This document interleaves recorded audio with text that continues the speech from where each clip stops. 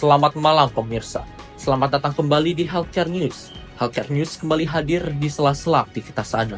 Program ini memberikan berita-berita terbaru dan teraktual yang terjadi sepanjang hari ini. Bersama saya Arya Mahagangga dan saya Kesha Juliani. Dan inilah Healthcare News selengkapnya. Kementerian Kesehatan Republik Indonesia tahun 2024 telah menemukan lebih dari 700.000 masyarakat Indonesia atau sekitar 4%-nya mengalami penyakit gagal ginjal kronis. Sementara itu, total kematian akibat penyakit gagal ginjal kronis telah mencapai 42.000 jiwa lebih di tahun 2023. Mengingat peningkatan jumlah pasien, butuh penanganan yang krusial bagi penderita gagal ginjal tersebut. Cuci darah menjadi salah satu pilihan utama dalam pengobatannya.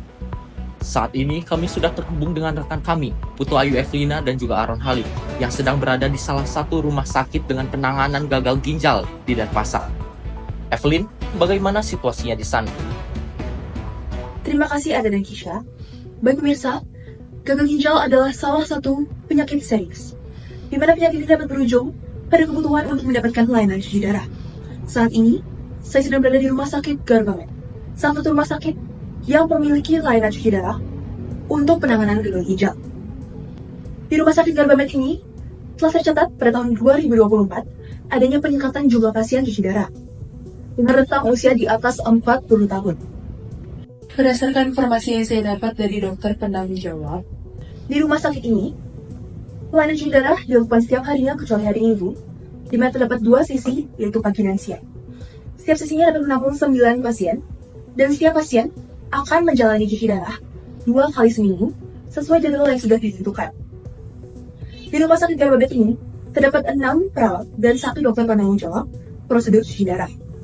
Untuk mengetahui lebih lanjut mengenai penyebab dan penanganan gagal ginjal, rekan saya Aaron sudah berada bersama dokter umum di rumah sakit ini.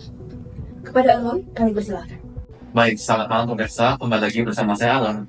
Bersama saya sudah ada Dr. Tribuana yang merupakan seorang dokter umum di Rumah Sakit Garbamet. Tetapi sebelum kita lanjut ke sesi tanya jawab mengenai penyakit gagal ginjal, saya ingin berterima kasih pada Dr. Tribuana karena telah meluangkan waktunya dalam interview kali ini. ya sama-sama Ron. Jadi selamat malam dok. Malam. Jadi dok, seperti yang kita ketahui bahwa penyakit gagal ginjal merupakan salah satu penyakit yang seringkali ditakuti oleh kalangan masyarakat, terutama di kalangan masyarakat di Denpasar ini, dok. Ya.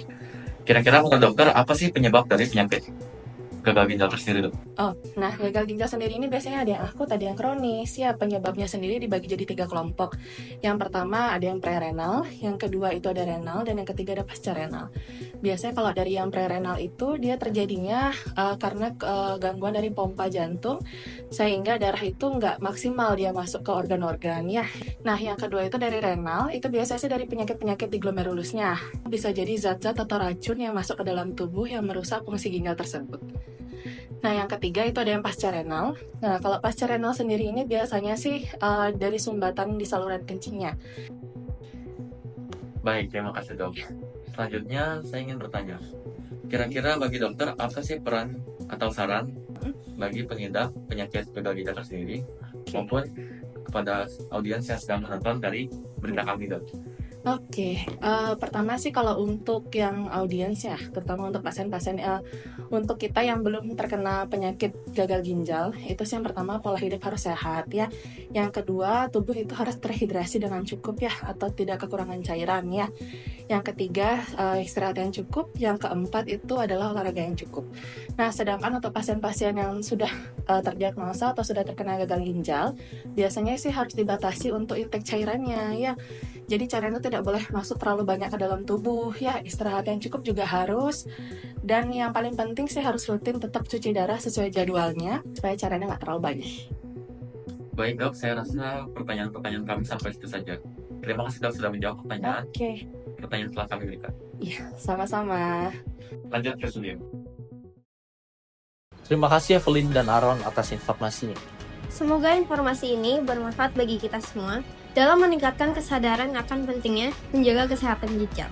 Saya Arya Mahagangga. Dan saya Kesha Juliani. Terima kasih telah menyaksikan Healthcare News pada sore hari ini. Tetap jaga kesehatan dan sampai jumpa di program berikutnya. Sampai jumpa.